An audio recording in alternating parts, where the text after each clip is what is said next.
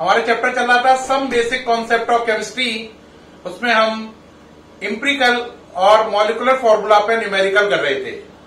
आज उसी कैटेगरी में आगे न्यूमेरिकल करेंगे, लेकिन आज वो न्यूमेरिकल करेंगे जो काफी टफ है और आईआईटी के हिसाब से और नीट के हिसाब से भी वेरी इंपॉर्टेंट है और काफी टफ कॉल है।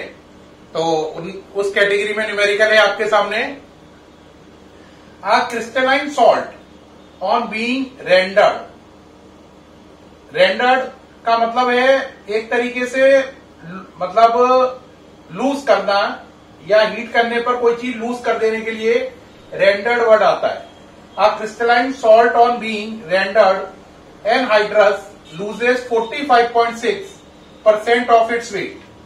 कह रहा है क्रिस्टलाइन सॉल्ट है जो रेंडर्ड होकर यानी कि अपना वेट लॉस करके एनहाइड्रस हो जाता है और अपने वेट का 45.6% वेट लूज कर देता है।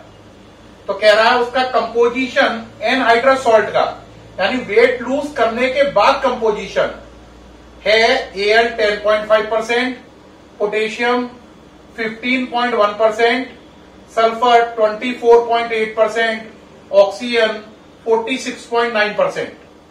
तो कह रहा है उसका आप फॉर्मूला निकालो एनहाइड्रस सॉल्ट का और क्रिस्टलाइन सॉल्ट का। जबकि के का एटॉमिक मास 39, सल्फर का 32, ओ का 16 और एल का 27 है। तो प्यारे बच्चों वो बोल रहा है एक क्रिस्टलाइन सॉल्ट है जिसे गर्म करने पर वो अपना 45.6% वेट लूज करता है। वेट लूज करने के बाद वो एनहाइड्रस हो जाता है और एनहाइड्रस सॉल्ट के अंदर एल्यूमिनियम, पोटेशियम, सल्फर और ऑक्सीजन के ये परसेंटेज हैं। तो आपको उसके एनहाइड्रस और क्रिस्टलाइन सॉल्ट का फॉर्मूला पता करना है। इस क्वेश्चन को करने से पहले आप सारे परसेंटेज नोट कर लीजिए, जगह बना लीजिए, है ना। तो देखो भाई पहले कितना है, क्रिस्टलाइन सॉल्ट है, हीट किया, एनहाइड्रस सॉल्ट बना।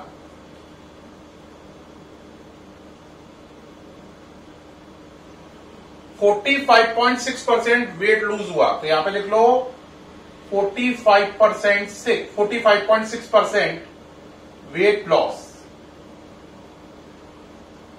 एक तो ये डेटा निकल के आया और कंपोजिशन में देखें जरा आप, एलिमेंट है एल्यूमिनियम, परसेंटेज कितनी है 10.5। दूसरा एलिमेंट है पोटेशियम, परसेंटेज 15.1। तीसरा है सल्फर 24.8 और चौथा है oxygen 46.9।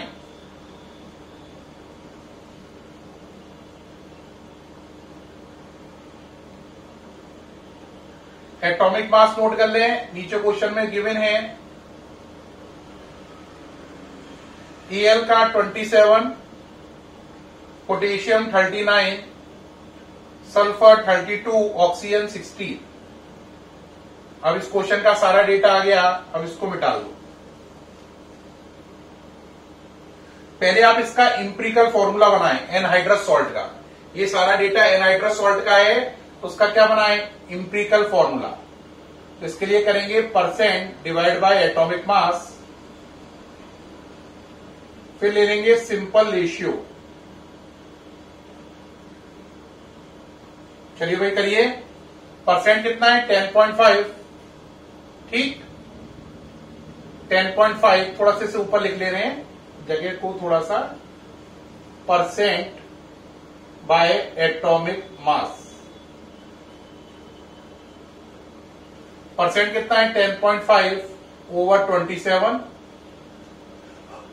15.1 over 39, 24.8 over 32, 46.9 over 16।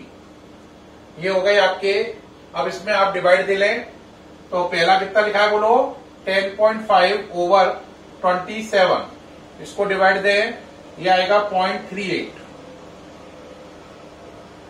15.1 over 39 sorry, है ना, कितना है 15.1 ओवर 39, ये आएगा 0.38 के लगभग। 24.8 ओवर 32.76, और इसका आप सॉल्व करेंगे तो ये आएगा लगभग 3.06। अब इनमें से सबसे छोटा आंसर कौन सा है? 4 आंसर है, सबसे छोटा आंसर ये है। सबसे छोटे आंसर से सभी में डिवाइड लगाओ, इसे बोलते हैं सिंपल रेशियो। सिंपल रेशियो का मतलब सबसे छोटा आंसर का डिवाइड लगेगा सभी आंसर में। लगाइए भाई, तो 0.38 ओवर 0.38, 0.38 ओवर 0.38, 0.76 ओवर 0.38, और ये हो गया 3.06 ओवर 0.38। डिवाइड करिए, इसका 1 आएगा, इसका भी 1 आएगा, इसका 2 आएगा, और इसका 8 आएगा। ठीक, तो आपका कितना आया बोलो? AL1 K1 S2 O8। बात समझ में आई या नहीं आई? तो इससे फॉर्मूला बन गया K1, इंप्रिकल फॉर्मूला क्या बन गया? इंप्रिकल फॉर्मूला K1 AL1 S2O8, ये इसका बन गया इंप्रिकल फॉर्मूला। तो प्यारे बच्चों, मैंने एनहाइड्रस सॉल्ट का इंप्रिकल फॉर्मूला निकाल के रख दिया है। एनहाइड्रस सॉल्ट का क्या निकल आया? इंप्रिकल फॉर्मूला निकल आया। ठीक है, वो कह रहा है जो एनहाइड्रस सॉल्ट है उसका फॉर्मूला निकल के आ गया है। अब वो आपको एक बात और बोल रहा है कि जो एनहाइड्रस सॉल्ट है उसका ये कंपोजिशन उनने बताया है पूरा, तो ये आंसर आपको निकल आया। इसे आप एनहाइड्रस सॉल्ट का इंप्रिकल की जगह मॉलिक्यूलर फॉर्मूला मानेंगे, क्योंकि उनने ये बोला था ये एनहाइड्रस सॉल्ट का कंपोजिशन है। तो ये मॉलिक्यूलर फॉर्मूला निकल आया किसका? एनहाइड्रस सॉल्ट का। एनहाइड्रस सॉल्ट का मतलब बिना पानी वाले का। अब जरा सोचो हुआ क्या होगा। आपने पहले क्रिस्टलाइन सॉल्ट लिया होगा, फिर उसे हीट किया, एनहाइड्रस सॉल्ट बना। अब दिमाग में आई कि कितना पानी लूज हुआ? आंसर पानी लूज हुआ था 45.6%। वेट लॉस हुआ था। वेट लॉस का मतलब वेट लॉस क्यों हुआ? क्योंकि उसमें से पानी निकल गया। तो इसका मतलब है उसके अंदर 45.6% क्या था? वाटर था, जो गर्म करने से उड़ गया और वेट लॉस हो गया। तो इसका मतलब अगर इसमें 45.6% वाटर था जो उड़ गया, तो इसका मतलब एनहाइड्रस सॉल्ट है, उसके अंदर 100 माइनस 45.6, 100 में से 45.6 को घटा लो, तो ये आपका बचा 54.4। कितना बचा बोलो? 54.4% कौन है? Anhydrous salt. और वाटर कितना है? 45.6%। तो इसका मतलब उसमें ये पानी था जो गर्म करने पर उड़ गया, और ये सॉल्ट बचा जो 54.4% है। रिपीट बोल रहा हूं, क्रिस्टलाइन सॉल्ट को हीट किया, क्रिस्टलाइन सॉल्ट को हीट किया, एनहाइड्रस सॉल्ट बना जो कि 54.4% है, क्योंकि 45.6% पानी हीट करने पर लूज हो गया। अब जरा बात समझो, ये एनहाइड्रस सॉल्ट का फॉर्मूला है, इससे इसका मास निकालो। किसका? एनहाइड्रस सॉल्ट का। निकालो जरा, कितना मास हुआ? क्या है? K1 AL1 S2O8। निकालो। K1 का मतलब 39, AL1 का मतलब 27, S2 का मतलब 64, और O कितने हैं? 8 है ना। O कितने हैं? 8 है। तो O8 का मतलब हो गया 128। अब आप इस सबको ऐड कर लीजिए। ऐड कर पाएंगे या नहीं? करो जरा भाई, कितना कितना हो रहा है? ये है 8, फिर करो भाई ऐड। 8 और 4 12, 12 और 7 कितना हुआ? 19 और 9 8, ये हो गया पूरा। सब चीजों को ऐड कर लीजिए। ऐड करके देखिए कितना आ रहा है आपका। ठीक है, तो ये आपका ऐड करने पर कितना आ रहा है? ये आ रहा है 258। देखो सही किया ऐड, या चेक कर ले। चेक कर लीजिए भाई एक बार। थोड़ा सा इसको मिटा लेते हैं, जगह बना ले रहे हैं, ये तो सारा हो ही चुका है। एडिशन करके देख लो, मेरे ख्याल से इतना ही आ रहा है, मैंने करके देखा है। एक बार फिर भी जो बच्चा चाहे तो कंफर्म कर सकता है। कितना लिखा है बोलो? 128, 64, 27, 39। करो भाई, 8 4 12, 7 19 9 28, 8 8। कैरी कितना हो गया?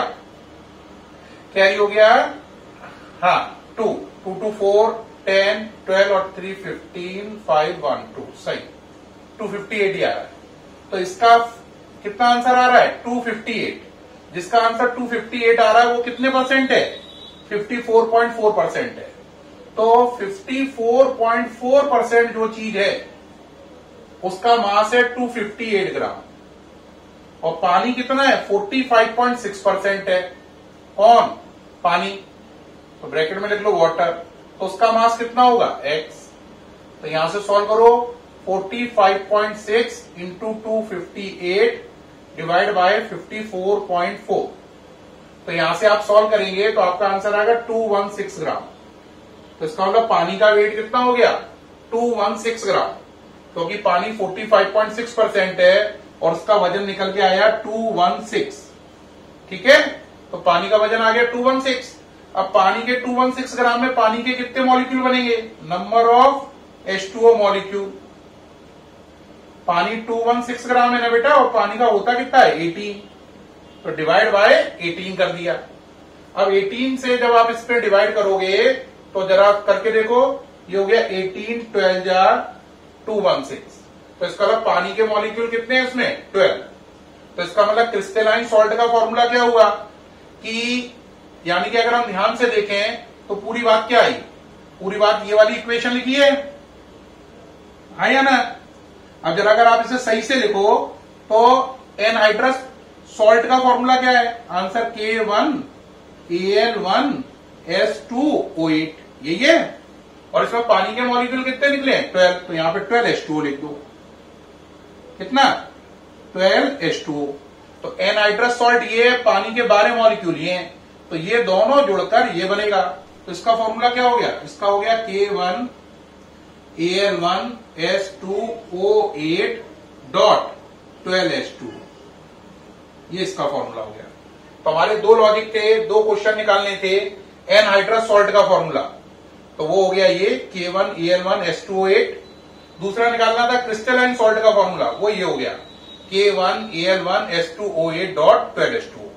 तो हमें दो आंसर निकालने थे। एनहाइड्रस सॉल्ट का फॉर्मूला वो ये निकल आया, क्रिस्टलाइन सॉल्ट का फॉर्मूला वो ये निकल आया। तो दोनों लॉजिक पूरे हो गए, एनहाइड्रस सॉल्ट और क्रिस्टलाइन सॉल्ट के फॉर्मूले निकल आए। और यही दोनों हमें इस क्वेश्चन में निकालने थे। उम्मीद है कि आपने पूरा लिख लिया होगा। लिख चुके हैं? उम्मीद है बच्चों आपने लिख लिया है।